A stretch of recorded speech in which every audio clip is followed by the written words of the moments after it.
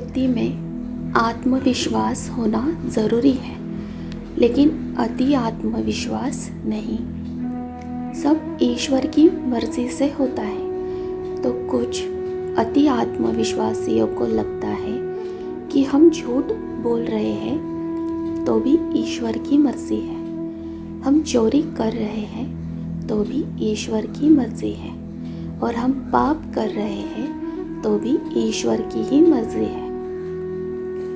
यह ईश्वर की मर्ज़ी नहीं, बल्कि उनका अति आत्मविश्वास और विनाशकाले विपरीत बुद्धि की उपज है।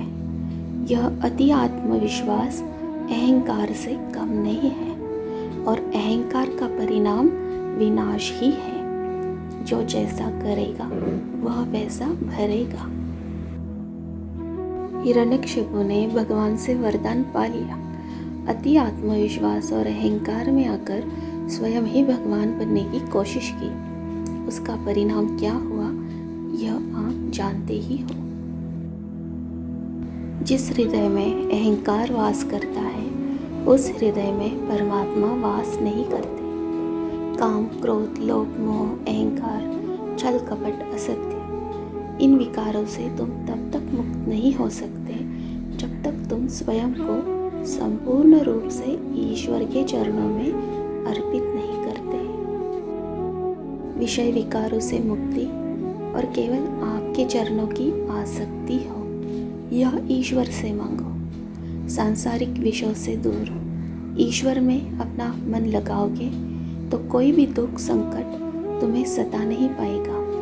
अगर कोई दुख संकट सताने आ भी गया तो तुम अपनी शक्ति से उसे दूर भगाओगे। ईश्वर की भक्ति और नाम स्मरण में बहुत शक्ति होती है। अपनी श्रद्धा और भक्ति बढ़ाओ। कुछ मांगने की ज़रूरत नहीं पड़ेगी। जो तुम्हारे लिए अति योग्य है वह सब कुछ ईश्वर तुम्हारे लिए करेंगे। वह परमात्मा तुम्हारे गत जन्म, तुम्हारा भूतकाल, वर्तमान और भविष्यकाल सब कुछ जानता है। उनके निर्णयों पर संदेह न करो। बच्चे गलत निर्णय ले सकते हैं, लेकिन माता पिता नहीं। अपने जीवन की डोर परमपिता परमेश्वर के हाथों में देकर सच्ची श्रद्धा और सबूरी बनाए रखो। वे जो भी करेंगे बेहतर से बेहतरीन ही होगा। अपनी मन की बातें, अपनी इच्छाएं ईश्वर से कहो।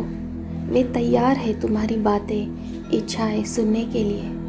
बस तुम्हारी ही भक्ति और विश्वास में कमी है, इसीलिए संसार में भटक रहे हो।